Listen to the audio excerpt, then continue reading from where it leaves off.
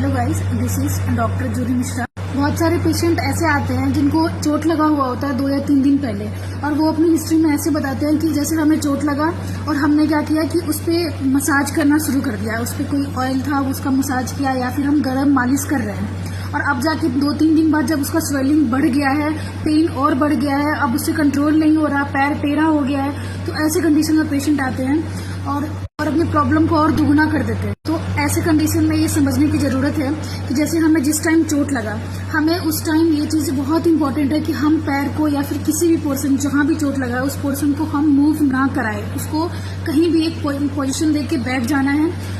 जो भी पार्ट है उसको मूव नहीं कराना, उसको बिल्कुल हिलने नहीं देना है, और तुरंत चोट लगने के तुरंत आधे घंटे के अंदर में अगर आपको मिल जाता है तो आप आइस जो बर्फ होता है, बर्फ को कपड़े में लपेट लें, बांध लें, और उसके बाद जिस पोर्शन में चोट लगा है, जहाँ पर भी चोट लगा है, उस जगह पे आप वो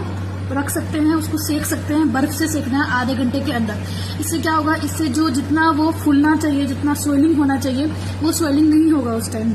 और पेन भी आपको थोड़ा कम लगेगा। सेकंड चीज़ क्या होगा, आधे घंटे देख कर कोई भी बता नहीं सकता कि वो फ्रैक्चर हुआ है या स्ट्रेन है या फिर लिगामेंट टियर है, तो बिना एक्सरे के वो पता नहीं चलेगा। तो जब भी आपका पेन सेटल हो जाए, फिर आप जब डॉक्टर के पास जाओगे तो वहाँ पे आपको एक एक्सरे निकालने को बोलेंगे। एक्सरे में ये कंफर्म हो जाएगा, अगर फ्रैक्चर हुआ है तो आपको पीओपी लगाया जाएगा, और फ्रैक्चर नहीं है तो आपको सिर्फ पट्टी लगाने को बोलेंगे। साथ में कैल्शियम की टैबलेट और पेन किलर दिया जाता है। उसके अलावा ऐसा कोई भी रॉकेट साइंस नहीं है जो इस चीज़ के लिए दिया जाता है। तो अगर आपके पास अवेलेबल है कैल्शियम की टैबलेट और साथ में पेन किलर ऑयल या फिर कोई भी cream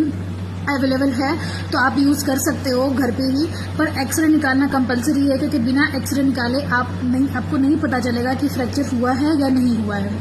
thank you, thanks for watching.